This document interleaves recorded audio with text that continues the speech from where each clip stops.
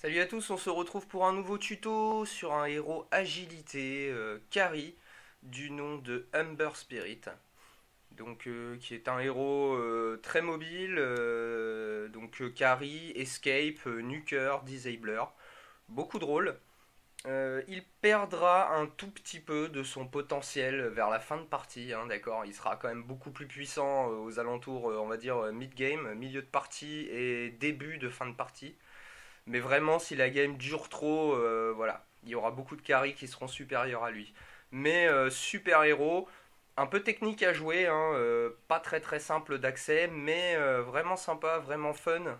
Et voilà. Donc vraiment une bonne dynamique de jeu. Allez, c'est parti. Alors, Humber Spirit. Son premier sort.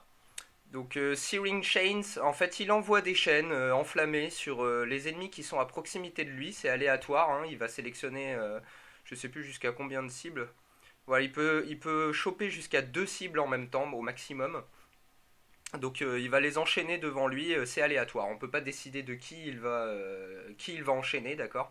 C'est quand vous appuierez sur le sort, il va enchaîner 2 personnes aléatoirement à proximité de lui. Voilà. Et ces personnes se verront donc enchaînées, donc immobilisées, et elles subiront des dégâts de feu, voilà, en étant enchaînées. Le deuxième sort, Slate of Fist. Alors le Humber Spirit va tout simplement disparaître pendant une demi-seconde et donner un en fait il va disparaître et se téléporter pour donner un coup à toutes les unités qui sont dans la zone que vous aurez ciblée. Voilà. Le troisième sort, Flame Guard. Flame Guard, alors qu'est-ce que c'est? Tout simplement, le Humber Spirit a la possibilité d'invoquer un bouclier de feu autour de lui, donc qui va énormément réduire les dégâts magiques, d'accord, je précise bien les dégâts magiques, que le Humber Spirit va devoir encaisser. Et ça va également infliger énormément de dégâts de brûlure aux unités qui seront à proximité du Humber Spirit. Voilà, tout simplement. Ensuite, bon ça on va voir juste après. D'abord l'ultimate, donc l'ultimate Fire Remnant. Le Humber Spirit aura la possibilité d'envoyer jusqu'à une certaine portée, hein, environ cette portée d'ici pourra environ aller jusque là à peu près. Donc le Humber Spirit aura la possibilité en fait d'envoyer un double de lui à une certaine distance, à la distance, enfin à l'endroit que vous aurez ciblé, mais pas au-delà d'une certaine distance. Et à quoi sert en fait le fait de pouvoir invoquer des doubles de lui de cette façon? En fait, c'est que vous allez invoquer un double, donc vous allez le poser à un endroit. Le Humber Spirit original aura la possibilité de se téléporter à la place du double que vous aurez positionné au préalable. Voilà, il pourra donc se téléporter sous forme de boule de feu en fait. L'original prendra une boule de feu et ira se positionner à la place de son double. Voilà, tout simplement. Évidemment, le Humber Spirit infligera des dégâts au moment où il atteindra le double qu'il est censé. Enfin, la position qu'il est censé prendre, en fait. Quand il atteindra cette position, il infligera des dégâts de feu. Il infligera une petite explosion de feu à l'endroit où il atterrira. Voilà, donc ça inflige des dégâts. Et c'est un escape assez énorme. Et ça permet de rattraper aussi des unités qui s'en vont, etc. etc. Bah d'ailleurs, du coup, j'ai décrit ce sort-là sans le vouloir. Donc, vous voyez, Activate Fire Remnant, bah, c'est tout simplement le bouton qui permettra au Humber Spirit. Donc, en fait, l'Ultimate permet d'invoquer un double et de le positionner à un endroit. Et ce bouton-là permettra à l'Humber Spirit de se téléporter à la position du double désiré. Voilà, il faudra appuyer sur ce bouton et cliquer sur le double que vous voulez à atteindre en position finale en fin de compte. Parce que vous pourrez poser plusieurs doubles. Donc si vous en posez un à droite, un en haut et un derrière, si vous voulez que votre Humber Spirit aille sur le double qui est positionné derrière, il vous faudra cliquer donc sur Active Fire Remnant et cliquer sur le double qui est derrière lui. De ce fait, il va traverser tous les doubles que vous avez posés avant celui que vous avez, il va traverser tous les autres doubles avant de finir sa trajectoire sur celui que vous aurez ciblé. Donc il fera un triangle en fin de compte, il va aller vers le haut, puis vers celui qui est à droite, et puis il finira sa trajectoire sur celui du bas. Enfin voilà, en gros c'est ça. Bon, maintenant vous allez mieux comprendre si je vous montre. Bon, d'abord, comme d'habitude, comment monter Humber Spirit? Humber Spirit, il va falloir au début, mettre un point dans Flame Guard, c'est votre plus gros sort de DPS au début, et Searing Chains, qui est votre sort de contrôle. D'accord? On continue à maximiser Flame Guard au maxi. Quand vous pouvez pas, vous mettez Searing Chains. Alors, une fois que vous êtes à 2 points dans Searing Chains, pardon, vous allez voir, vous augmentez la durée de Searing Chains. Vous voyez, au niveau 2, ça passe à 2 secondes. D'accord? Si vous mettez un 3e point dedans, ça restera à 2 secondes. C'est qu'une fois à 4 points que ça va durer 3 secondes, d'accord? Donc le 3e point, on va dire qu'il est moins important. C'est pourquoi vous allez en général mettre un point dans votre Slate of Fist. Voilà, c'est le coup qui permet au Ember Spirit de se téléporter et de frapper toutes les cibles dans la zone ciblée. D'accord? Maintenant, une fois que vous avez un point dans votre 2e spell, bon là on prend l'ultimate bien sûr quand vous l'avez. Une fois que vous avez un point dans votre Slate of Fist, vous maximisez Flame Guard. Très important. Voilà, parce que c'est votre gros sort de dégâts, c'est ça qui va faire mal au début, qui va vous permettre de débloquer des kills. Ensuite, maximisez votre premier, votre Searing Chains. Voilà, et enfin, pour finir, vous finissez par maximiser Slate of Fist. On prenez votre ultimate bien sûr niveau 11 hein, d'abord, et ensuite, maximisez votre Slate of Fist, voilà. Tout simplement. Voilà, on est à ce niveau-là. Bon. On va passer niveau max. Je vais vous montrer à quoi ressemblent les sorts. Alors, très simple. Le premier, donc j'ai du mal à retenir. Searing Chains, ça ressemble à ça. Voilà. Vous voyez, il est enchaîné, il subit des dégâts de brûlure, comme je vous le disais tout à l'heure.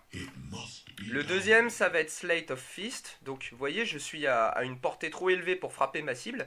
Bah, via ce sort, je vais pouvoir, en le sélectionnant, vous voyez, vous sélectionnez la zone où votre Humber va pouvoir se téléporter pour donner un coup à chacune des unités qui est dans cette zone. Voilà, j'ai donné un coup et je suis revenu à ma place d'origine. Vous avez vu? Je vais mettre le sort en libre. Voilà.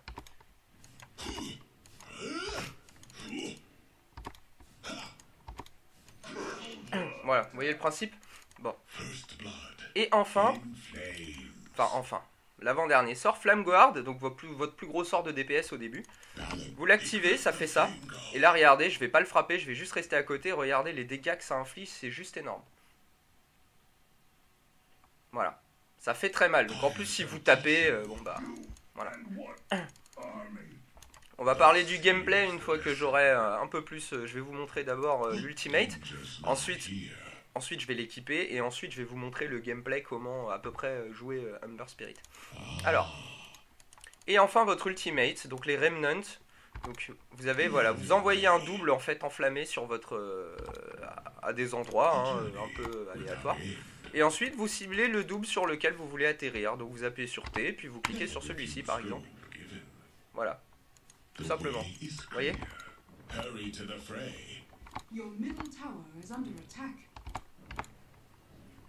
Voilà. Et vous voyez, il inflige des dégâts à chaque fois qu'il explose.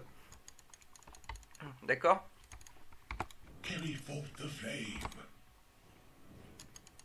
À chaque fois qu'il va atterrir, il va créer une explosion de feu qui va infliger des dégâts.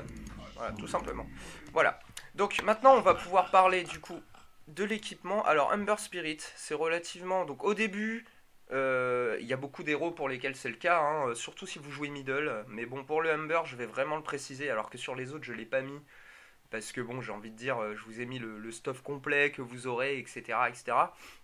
Mais lui, c'est vraiment un must-have, donc il faut que je vous le mette un peu comme le Storm Spirit de toute façon. C'est un héros qui est extrêmement manavore, donc au début, il vous faudra une bottle pour régénérer votre mana, parce que c'est une catastrophe.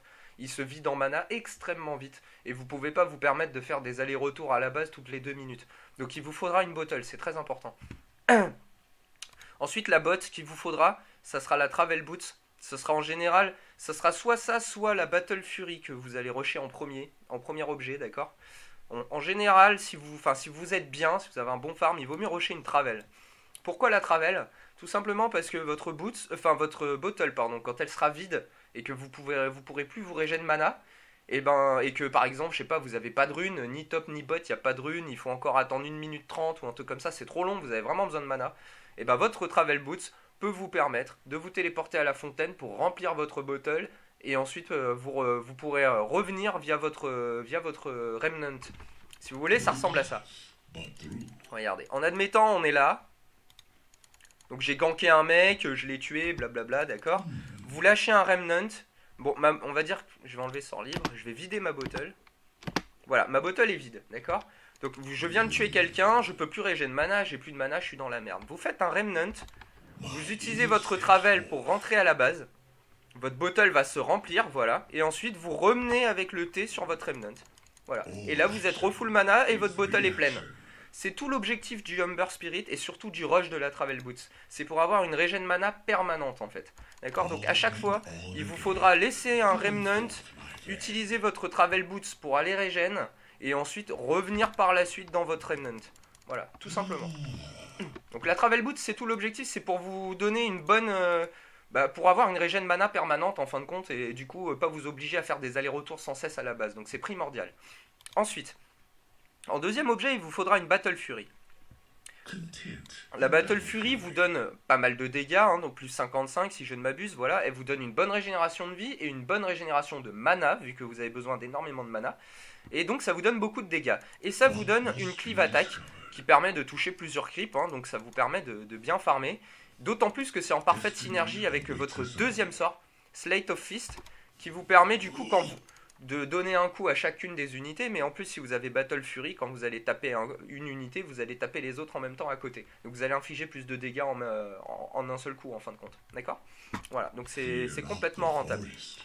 Donc ensuite, une fois arrivé à ce cap là, une fois votre Travel, votre Battle Fury, votre Bottle, je vous conseille de continuer sur du, sur de l'item de dégâts, et plus particulièrement, il vous faudra aller sur du critique. Donc bon, vous commencerez par une Crystalis, mais bon, vous la finirez en Daedalus, comme ceci, pour avoir des chances de faire des coups critiques. Autant sur votre coup, celui-ci, hein, vous voyez, quand vous faites des coups critiques, c'est carrément OP, hein, vous voyez, ça fait super mal. Donc voilà.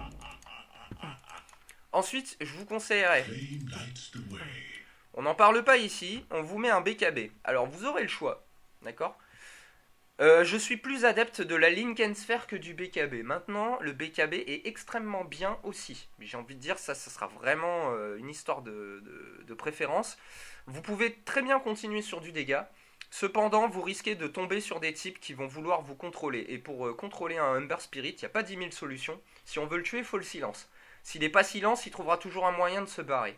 D'accord. Donc, pour éviter le silence, soit BKB, d'accord, soit Link and Sphere, pour éviter l'orchide malévolence ou tout ce genre de bêtises. Alors maintenant, l'avantage du BKB, c'est qu'il vous isolera des silences de zone. Par contre, la Link and Sphere, elle va vous isoler que des silences ciblés.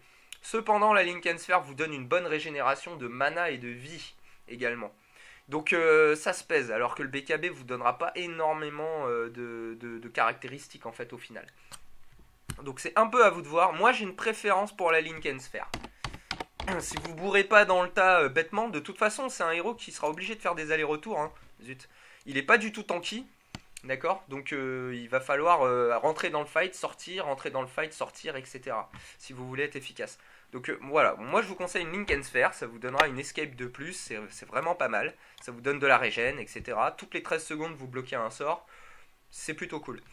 Ensuite, je partirai, rendu à ce cap là, bon, normalement, votre bottle deviendra moins utile, surtout que vous avez la régène de la Link and Sphere, plus de la Battle Fury, d'accord. Je vous conseille d'aller sur quelque chose, il vous faudra du dégât supplémentaire, donc genre, bon bah, le Désolator, hein, bien sûr, vous pouvez même le prendre avant, la Link and Sphere d'ailleurs. Et ensuite, pour la fin, je vous conseille un objet pour être un peu tanky. Donc un Eye of Skadi sera très bien. Ça va vous donner beaucoup de carac et ça va vous rendre un peu tanky. Voilà. Donc à ce stade là vous êtes full stuff, hein. Là vous êtes très très bien, d'accord. Donc voilà, là j'ai envie de dire, bon bah il n'y a plus grand chose à dire, hein. Voilà, là vous êtes très bien, voilà. Donc maintenant je vais vous montrer le gameplay. Il y a une petite variante aussi, hein, que j'aime beaucoup, là je ne l'ai pas précisé. Par exemple à la place de la Link and Sphere, si vous jugez que c'est pas très utile, vous pouvez également partir sur une Blink Dagger. C'est super génial en termes de mobilité. Voilà, enfin bon, je vous montrerai après. Donc du coup, on va mettre un ennemi. On va le monter niveau max. Hop.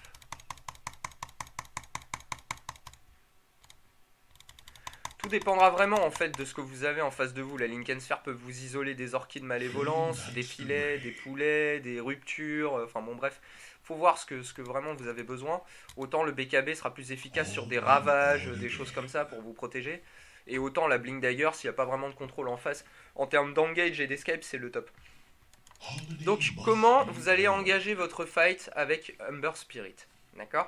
Dans le cas où vous avez une Blink Dagger, il vous suffira de blink sur la cible, de Z, enfin de le chain, et puis de le frapper tout bêtement. D'accord? Donc il n'y a rien de compliqué jusque là, hein, ok. On va garder les sorts libres, bon là il y a les creeps, ça me gêne un peu. Donc soit vous blinkez, vous utilisez votre Searing Chains, sinon il y a d'autres solutions bien entendu. Vous pouvez également allier votre Searing Chains à votre deuxième coup, à votre Slate of Fist. Vous pouvez en fait, vous allez faire en premier Slate of Fist, et au moment où le Ember va se téléporter pour frapper l'adversaire, vous allez le Searing Chains. Regardez, ça va donner ça. Vous voyez? Voilà. En fait, votre double qui se téléporte sur le axe lui envoie la chaîne pour vous en fin de compte. Vous voyez, vous pouvez engager votre cible de cette manière. Vous lui envoyez ce sort là, et puis vous le rushez après par la suite, hein, tout simplement. Ouais, bon là, il est niveau 1, c'est pas top. À chaque fois, faut que je le remonte de niveau, c'est un peu embêtant.